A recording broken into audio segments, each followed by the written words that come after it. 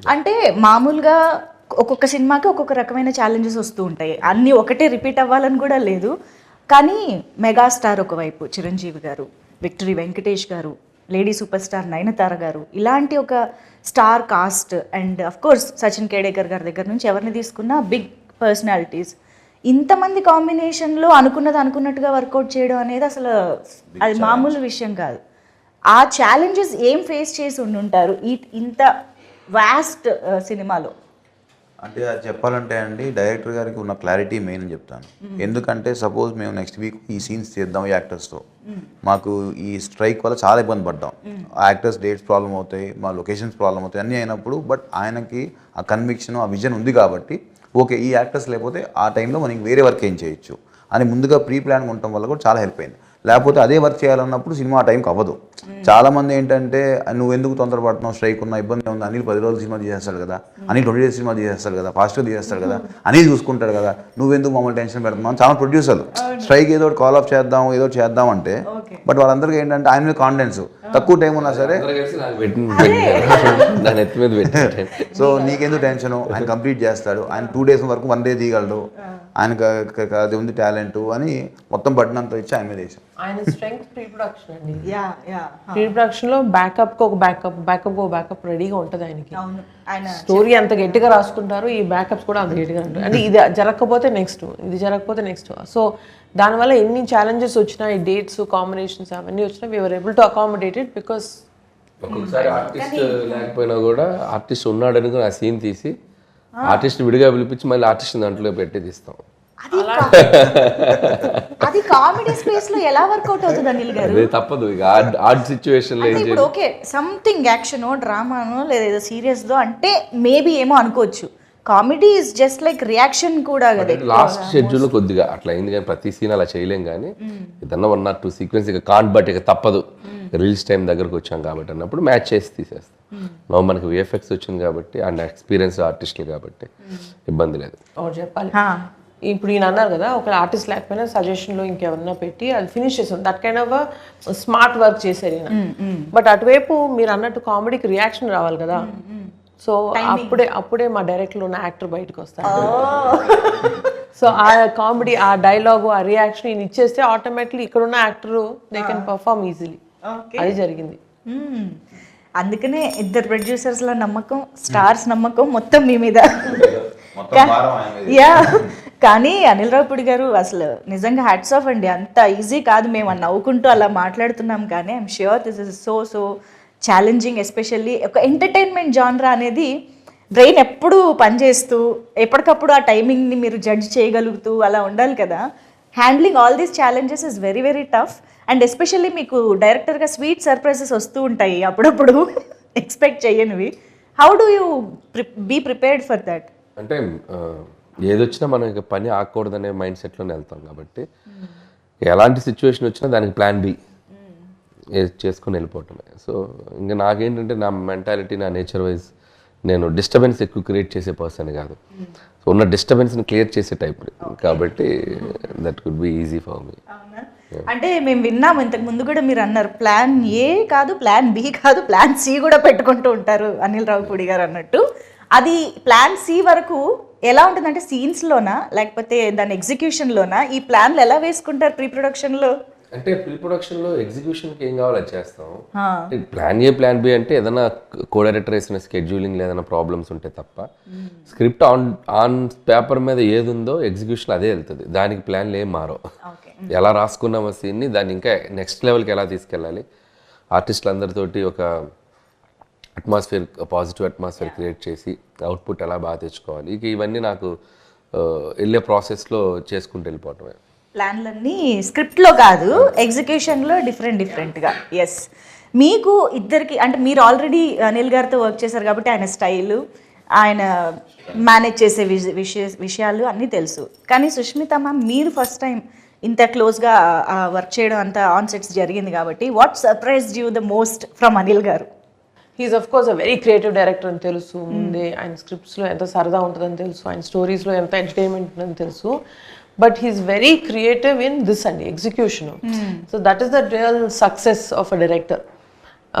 ఇప్పుడు సాహు గారు అన్నట్టు అనుకున్న టైంలో అనుకున్న ప్లాన్లో ఉన్న మన సర్కమ్స్టాన్సెస్లో ఇప్పుడు వర్షాలు, యాక్టర్ డేట్లు ఇవన్నింటిలో కూడా ఆయన అనుకున్న స్క్రిప్ట్ తీయగలిగారు కదా.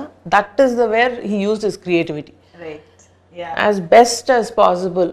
ఆయన ఇప్పుడు చెప్తున్నట్టు దేనికి నో చెప్పరు, దేనికి ఇది కుదరదు అంటారు, ఏమీ లేదు. So that was a very sweet surprise for me. Usually I was expecting పెద్ద డైరెక్టర్ కదా ఉంటాయి కొన్ని ఇవి అవి అని, but nothing. He is a great planner and superb executor. Triple hat trick కొట్టబోతున్నారు అయినా కూడా మీలో ఏ మార్పు లేదని అర్థమైంది అనిల్ గారు. సూపర్. అండ్ సాహు గారు, మీకు నాకు తెలిసి బియాండ్ డైరెక్టర్ అండ్ ప్రొడ్యూసర్ మీ ఇద్దరికి ఒక బాండ్ ఏర్పడిపోయి ఉంటుందని మా నమ్మకం. How do explain that? డెఫినెట్గా అండి, నాకు ఈ సినిమా పరంగా కానీ వేరే పర్సనల్ విషయాలు చాలా షేర్ చేసుకుంటూ ఉంటాం, ఇండస్ట్రీ విషయాలు మాట్లాడుకుంటూ ఉంటాం, ఒపీనియన్స్ కానీ ఏదైనా. సో దాన్ని ఏమంటాం, మూవీ విషయానికి వస్తే విషయాలంటే అత్తగారు మామగారిని ఎలాగ అలాంటివి లేవు కదా. అవన్నీ సినిమాలు చూపించేస్తున్నారు ఇంకా. ఓకే. సో ఇంకోటి ఏంటంటే డెఫినెట్గా ఆయన ముందు డైరెక్టర్గా సరే నా సినిమా ఇది బాగుండాలి అని ఎంత ఆలోచిస్తారు, ప్రొడ్యూసర్ కూడా ఈ సినిమా వల్ల ఎంత లాభం ఉండాలి అనేది కూడా ఆలోచిస్తారు. మనం చూస్తే చాలా తక్కువ మంది డైరెక్టర్స్కి అసలు ముందు అది ఉంటుంది. ఈయన ఏంటంటే ముందే బడ్జెట్ వేసేప్పుడు కూడా ఓకే అసలు మనకి ఎంత బిజినెస్ అవుతుంది, మనం ఎంతలో తీస్తే సేఫ్ అవుతాం, ఎట్లా ఏంటి, మనం రేపు పొద్దున్న సినిమా రిలీజ్ అయినా కూడా ఎంత బాగుండాలి, అందరూ బాగుండాలి, బయర్స్ కానీ ఎగ్జిబిటర్స్ అందరూ.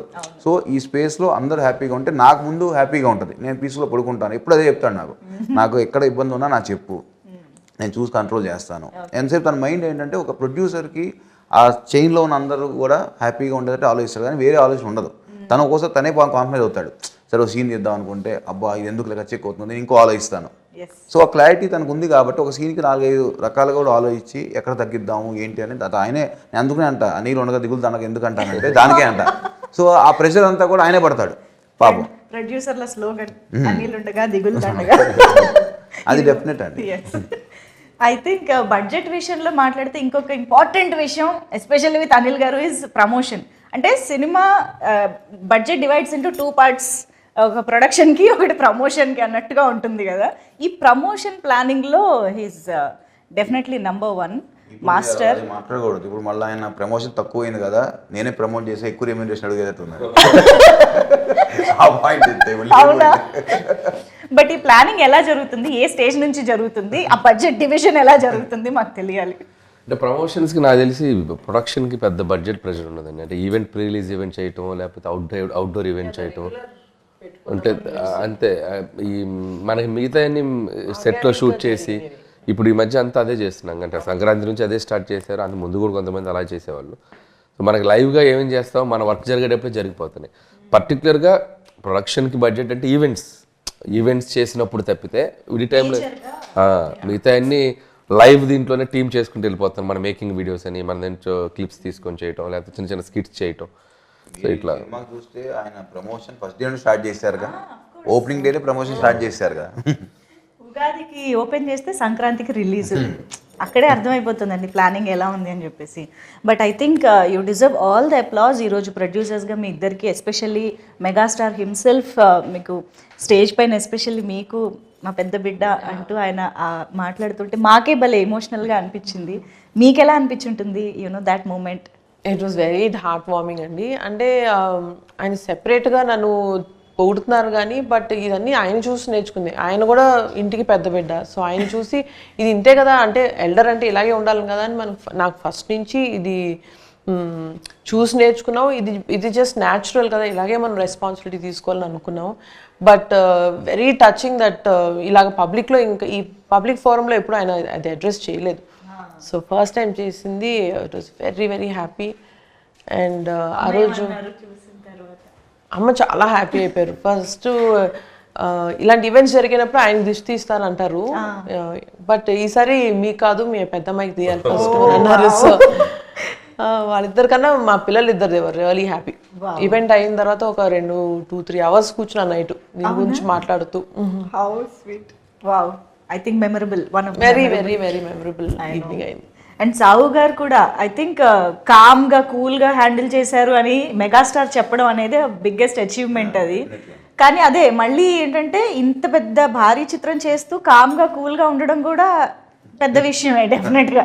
అది ఎలా మేనేజ్ చేస్తారో మరి మీరేమన్నా చెప్పాలి మాకు. లేదండి, నాకు అంత తొందరగా ఏది అంత కోపం రాదు, చాలా టైం తీసుకుంటాను.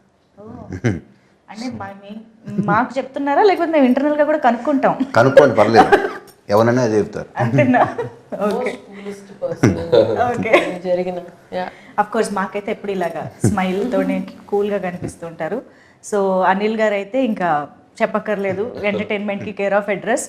కానీ మెగాస్టార్తో అనిల్ రావిపూడి గారు కలుస్తున్నారు అన్న మూమెంట్, ఇది టాక్ వచ్చినప్పటి నుంచి కూడా మాలో ఎక్సైట్మెంట్ పెరుగుతూనే వచ్చింది. ఎందుకంటే వి ఆల్ లవ్ చిరంజీవి గారు ఇన్ ఎంటర్టైన్మెంట్ స్పేస్. అంటే ఆయనలోని మాస్, యాక్షన్, డ్రామా ఎన్ని చూసినా we always crave for that comedy space. కాబట్టి అది కూడా మీ టైమింగ్. సో మీరు అసలు రాసేటప్పుడు కానీ కథ అనుకున్నప్పుడు కానీ you definitely want to make it most of it కదా. ఎలా ఏమనుకున్నారు అసలు? What was running through your mind? అంటే అదే మీరు అన్నట్టు ఫ్యామిలీ ఎంటర్టైనర్, ఫ్యామిలీ స్పేస్లో ఆయన ఈ మధ్యకాలంలో చేయలేదు. ముందు దాంట్లో ఒక కథ రాయాలి. అండ్ చిరంజీవి గారు కామెడీ ఫుల్ ఫ్లెడ్జ్డ్ ఎంటర్టైనర్స్లో చేస్తే ఎలా ఉంటుందో ఆల్రెడీ ప్రూవ్డ్ బ్లాక్ బస్టర్స్ అన్ని చాలా పెద్ద పెద్ద హిట్లు అయ్యాయి. బట్ ఆయన కంబ్యాక్ తర్వాత అంత ఫుల్ సినిమా ఆయన చేయలే. సో నాకు అవకాశం వస్తే బాగుండే, నేను ఎప్పటి నుంచి ఎదురు చూస్తున్నాను. సో ఆయన కథ చెప్పగానే ఫస్ట్ దాంట్లో ఉన్న సోల్ యాక్సెప్ట్ చేశారు ఆయన. సో కథ బాగుంది, బేస్ బాగుంది, ఎమోషన్ బాగుంది, ఇక నీ ఇష్టం, దీంట్లో నువ్వు ఎంత గేమ్ ఆడితే అంత రేంజ్ అవుద్ది, ఇక చేసుకోపోని వదిలేశారు నన్ను. ఇక వదిలేసాక ఖచ్చితంగా ఒక 1.5 monthకి ఫుల్ నరేషన్ ఇచ్చాను ఆయనకి. ఫస్ట్ హాఫ్ ఒకసారి, సెకండ్ హాఫ్ ఒకసారి. అసలు ఆయన ఫుల్ హ్యాపీ అయ్యారు. అక్కడి నుంచి 8 నెలలు ఏం జరిగిందో, ఎలా గడిచిపోయిందో, అసలు అదొక రైడ్, పిక్నిక్ లాగా ఆయనతో ఒక ఎన్నో వండర్ఫుల్ ఎక్స్పీరియన్సెస్, మెమరీస్, ఆయనతో కూర్చొని ముచ్చట్లు. ఎక్కువ రోజులు చేసుకుని ఉండొచ్చు కదా, ఎక్కువ రోజులు సార్తో ట్రావెల్ చేయడానికి. నాకు ఎక్కువ రోజులు చేయాలని కాదు, నాకు ఎంత తొందరగా సినిమా తెచ్చి ఆడియన్స్ ముందు చూపించాలని ఎగ్జైట్మెంట్ ఉంది. So I don't want waste the time అన్నట్టు అనిపించింది. సో అంటే ఎన్నో మూమెంట్స్ తీసుకున్నాను. అండ్ ఆయన ఎక్స్పీరియన్స్, ఆయన షేర్ చేసుకున్న మూమెంట్స్, ఆయన నాకు ఇచ్చిన కొన్ని కాంప్లిమెంట్స్ అన్ని లైఫ్లో మర్చిపోలేను. Memorable journey. సో ఇక కామెడీ సైడ్ ఆయన వస్తే ఎలా ఉంటుంది, ఆయన ఫుల్గా దిగితే ఎలా ఉంటుంది అనేది మీరు రేపు సినిమా చూస్తే మీకు అర్థమైపోతుంది. మాకు ఆల్రెడీ ట్రైలర్, ఈ పార్ట్స్ చూస్తేనే ఒక్కొక్క సినిమాకి ఒక్కొక్క వింటేజ్ మాకు కనిపిస్తూ గుర్తొస్తూ ఉందన్నమాట. దొంగమొగుడు దగ్గర నుంచి అన్నయ్య వరకు, ఈవెన్ వేలు చూపించి మాట్లాడతావేంటి దగ్గర కూడా అన్నయ్యలోని చిరంజీవి గారు బయటకు వచ్చినట్టు అనిపించింది. సో అలా we could relate to each and every dialogue and expression, reactions. I'm sure entertainment అంటేనే ఇంప్రొవైజేషన్లు బోల్డ్ జరుగుతూ ఉంటాయి. ఇంకా అందులోనూ చిరంజీవి గారు లాంటి స్టార్ ఎంటర్టైనర్ ఉన్నారు అని అంటే డెఫినెట్గా ఎనీథింగ్ దట్ సర్ప్రైజ్డ్ యూ, అబ్బా ఇది అసలు ఎక్స్పెక్ట్ చేయలేదే అని అనుకున్నది సార్? చాలా ఉన్నాయి అట్లాంటివి. అంటే ఆయన చెప్పేటప్పుడు కామ్గా ఒకటి నేను అనుకున్నది చెప్పేస్తాను. కొన్ని ఆయనకి మైండ్లోకి వస్తుంది నేను ఏదైనా చేద్దామని. ఒక్కోసారి చెప్తారు, ఒక్కోసారి చెప్పకుండా చేసేస్తారు. ఆ చెప్పకుండా చేసి చాలా బాగుంటాయి.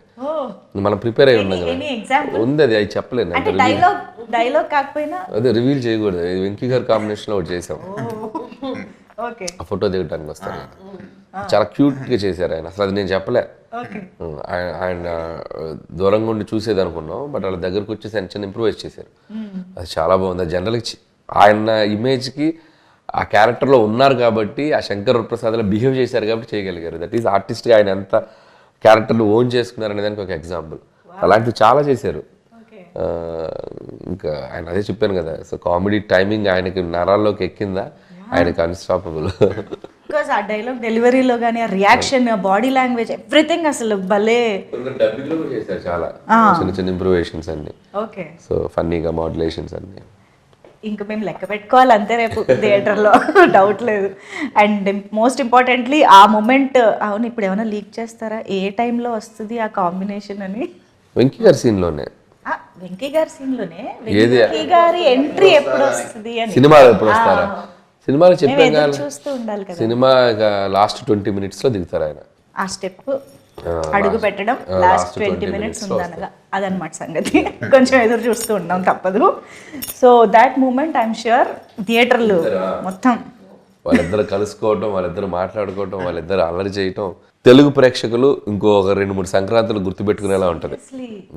అంటే మన తెలుగు ప్రేక్షకులకి 4 pillars ఆఫ్ తెలుగు ఇండస్ట్రీ అని అంటాం. అందులో 2 pillars ఒక స్క్రీన్ పైన పండక్కి చూస్తున్నామంటే అసలు never before ever after kind మీ డైలాగే చెప్పాలి.